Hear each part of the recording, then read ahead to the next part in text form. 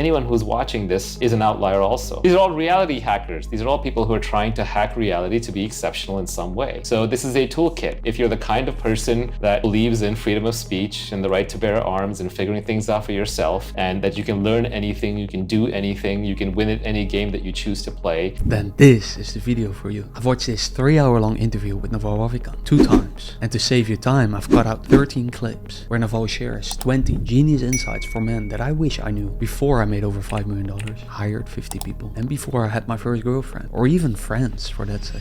You know how much of a rule breaker I am and how antisocial I am. So I'm fully fine with my kids not having friends, not getting along, not being liked, not fitting in. I think that's a superpower.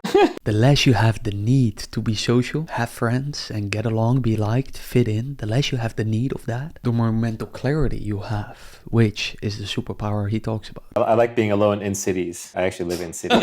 I like being around lots of people, just not having to socialize. I would say for our kids, socialization, I think kids are over-socialized these days. Our kids also socialize with video games. The best kinds of socialization are more natural forms of socialization when they're socializing across ages. There isn't this artificial segregation of 3rd grade doesn't mingle with 4th grade, doesn't mingle with 5th grade. Our kids socialize with adults a lot, but I do think, for example, when they want to start dating, it's going to be a real issue. They're going to want access to the opposite sex. And for that, we're going to have drop-in classes and things of that nature. And, maybe they'll join like neighborhood activity groups that are, playing ball or playing games or, playing tennis or swimming or whatever. So the mistake would be to assume that kids are not learning social skills because you are rarely seeing them with friends. To be even more precise, the mistake would be to believe that socialization is a good thing. It's not bad either. It's just that our thoughts are influenced most by those closest to our ears and eyes. You're attracted to what you want to be. And as you immerse yourself in it, you have no choice but to become that over time. It's like in wealth creation. If you want to start a company, you go to Silicon Valley or you go to a pool of entrepreneurs and you spend enough time around them. You hang around the tech business long enough and you'll be in the tech business. You hang around a bunch of techies, you'll be talking tech all day. So we're naturally drawn to certain things, and if we can immerse ourselves in them, it creates inevitability to the future. You are attracted to who you want to be, and you have no choice but to become that over time as you immerse yourself into it. Of course, not talking about talent and injuries and so on. So I would be much more worried about one's YouTube app and which videos or podcasts. So personally, I would like to have seen the watch history, or at least the YouTube feed of the person I'm dating at least once. I think it's an effective way to predict their future and then ask myself, is that a person that I would like to spend a significant part of my life with? I mean, very significant. Look at this graph. By the way, if you want to know more truths that I find in my own life, little experiments I run, well, I write about them in my weekly 2-minute email that you receive if you download this free Google Sheet with over 80 free tools that I use in my business, personal life. All free tools, no sponsors, no affiliate, just a good list of tools that I use myself and are free. Anyways, when it comes to your partner, it sounds Naval picked the right one. We have a no control philosophy in the house with each other, my wife and I, and we've had that for a long time. She can't even schedule me. I can't schedule her. We don't commit each other. We don't, have big expectations. She can't make me go to like her parents' birthday. I can't like make her go to a business dinner. We're really non-controlling people to begin with of each other. So it's pretty easy to align on not controlling the kids. But that also means that if she wants to control the kids, she can. And if I want to control the kids, I can. I don't tell her don't control the kids, right? So we actually have very different styles. And it does cause a problem when like kid wants screen time. They'll go and negotiate with each party, and whoever's more lenient will give them the screen time or the ice cream. So basically I get to be the good cop.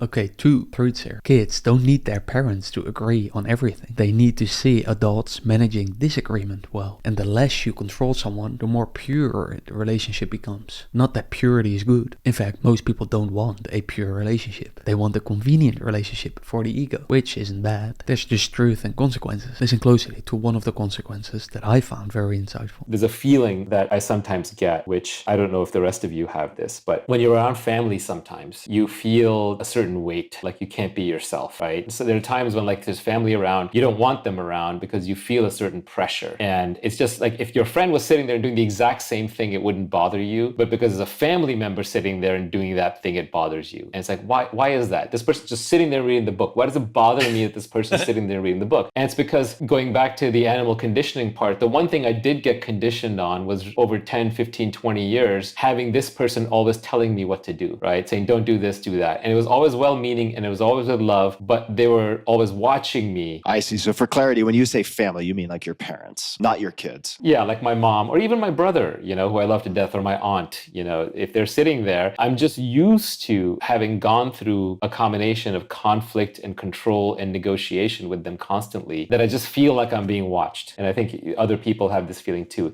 And I don't want my kids to have that feeling. When I'm in the room with them, I don't want them to have the feeling that, oh, I might do something that he's not going to approve of. And so therefore, he will either say something or even just feel something disapproving. And therefore, I feel self-conscious, right? So I want to have as little of that feeling as possible in my life and my kids' lives. Exactly. Which is why I don't want to bust them. I don't want to be giving them rules. I don't want to be their enforcer. I don't want to be their warden. Being their enforcer and warden makes me worse off, makes them worse off, and it completely destroys the relationship. So the less disapproving you are of someone, the more they can be themselves, which seems to be something innate in all of us, that we want being ourselves. And the weight you feel around family isn't their judgment today. It's the memory of being judged in the past. I am now much more keenly aware of some things. It's like some things you learn about and then you become more keenly aware of things as a result. So I'm much more keenly aware how almost every conflict with a child is about a negotiation. They're negotiating for something because you have a rule. And then you're playing little king or dictator and arbitrary renegotiating the rule on the fly. And then they go off and to the other parent, they try to renegotiate the rule if they don't like your result, or they try to figure out how to work around it. And when you start noticing that and you realize how much of your life is in negotiating rules and creating rules and routing around rules and how many interactions around that, you start developing a distaste for it, right? It's like if you didn't used to brush your teeth and floss like twice or three times a day, when you get used to that feeling of clean teeth, then you'll notice when there's a film on your teeth. Until you get to that point, you don't notice there's a film on your teeth, right? Or like if you're aware of your monkey mind, right? You meditate, then you start noticing like, oh, my thoughts are running away. But before you started meditating, you never noticed when your thoughts are running away. That's just normal. So now when you're aware of how much of this is about creating rules for them to follow, rules that, by the way, you would never inflict on anybody else, ever, out of love, out of hate, out of anything. And that's a good litmus test that Aaron lays out, which is like, if you wouldn't do it to your spouse, if you wouldn't speak that way to your spouse, don't speak that way to your child. So you become more aware. And as you become more aware, you will automatically make changes, is my point. Like you automatically say, you know what? I don't want to be negotiating a rule with you. Here's the thing. Here's the reason I'm telling you to do it. Take it or leave it, man. But here's the reason. Let's just make sure you understand my reasoning. And if you don't agree, fine, do what you want. But I do find there's certain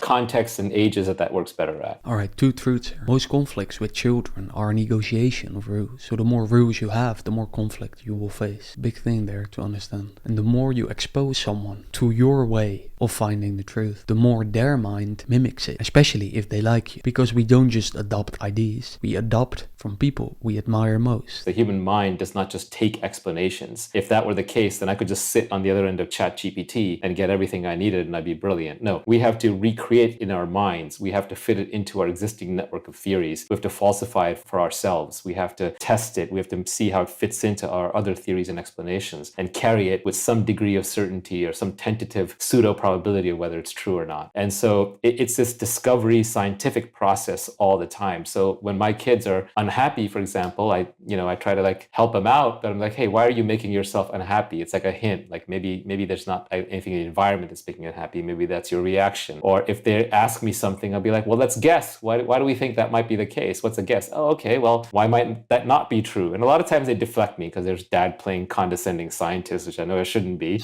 right?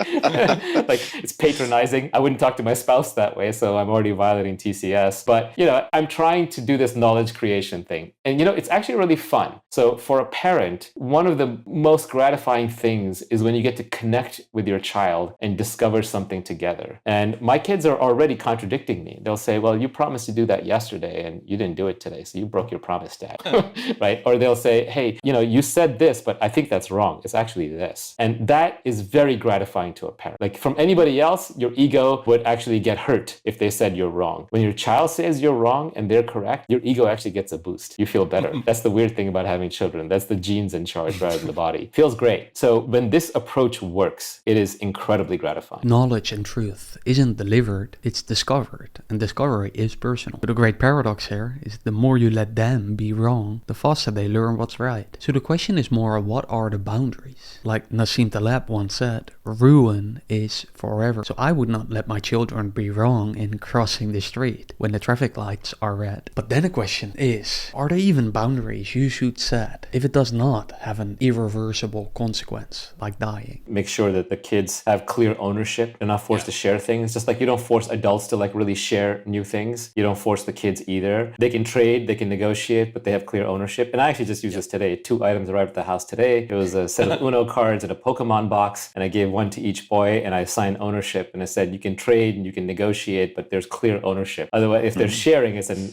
infinite tug of war. When kids are fighting, they're really negotiating boundaries with each other. And you, as a parent, always show up late. And then do you want to get involved in the middle of an adjudication? And a good rule of thumb is like, well, would you do that with 2 adults? If your brother and your sister were fighting, would you show up in the middle and start adjudicating? You know, no. If they started hitting each other, you'd probably stop them, right? So kind of the similar rules apply. You don't, if they're hitting each other, you get in the way and you're like, hey, Right. like, I don't feel good about this. But on the other hand, if they're having an argument, you let them have the argument. You wouldn't assert yourself. Yeah, if it's really loud and disruptive, you might say, hey, I'm in the house and you two are being very disruptive. I'm going to go elsewhere, you go elsewhere.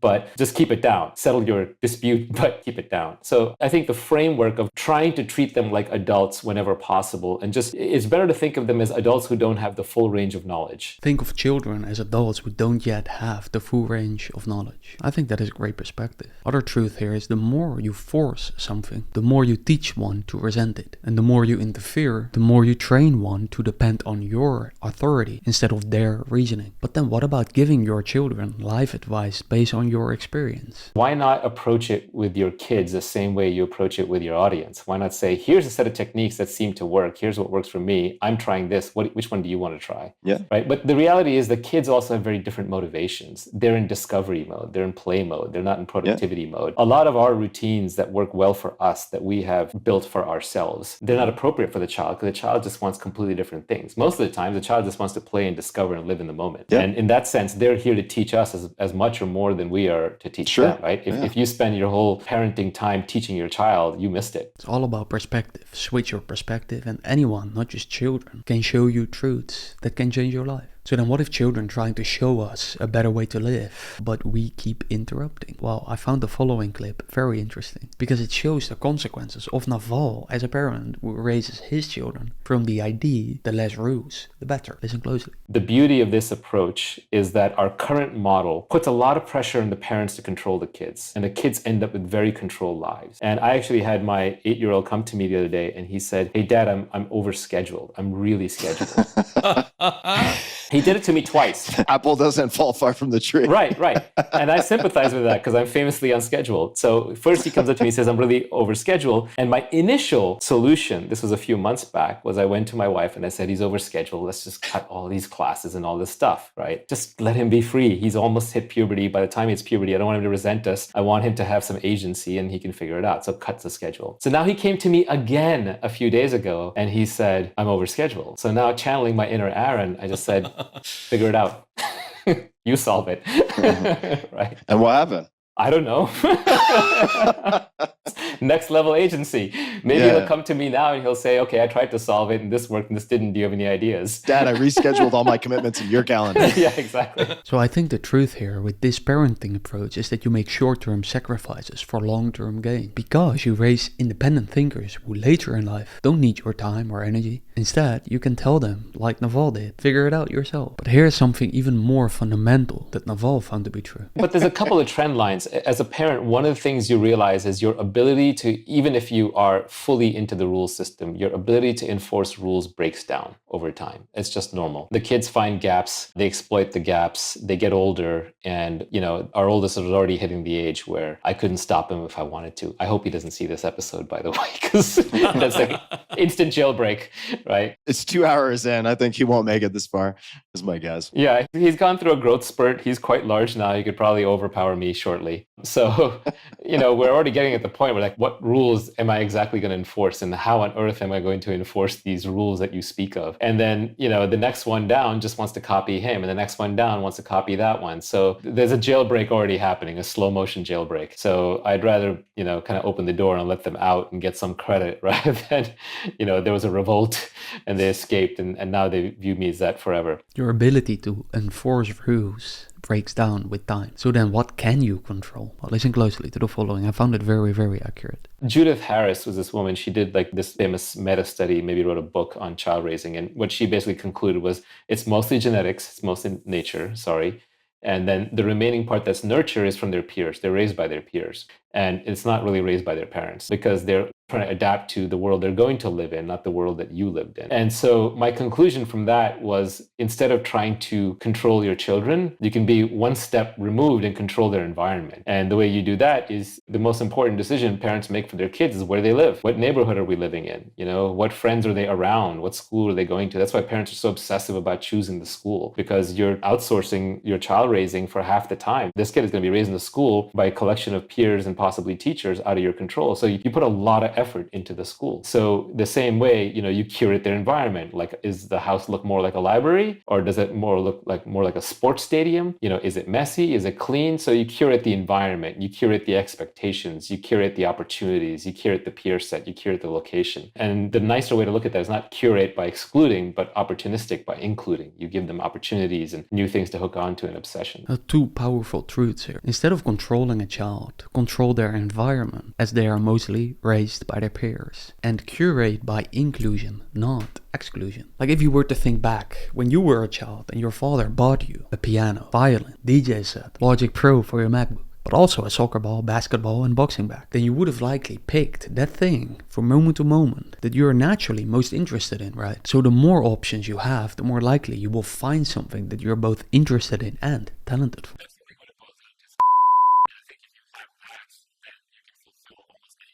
You can fulfill any desire as long as you have this one thing. What is the fastest path to become successful? Well, Naval answers that question with 8 genius insights in this video that honestly I think every man should at least hear at least once. See you there or not. Talk soon.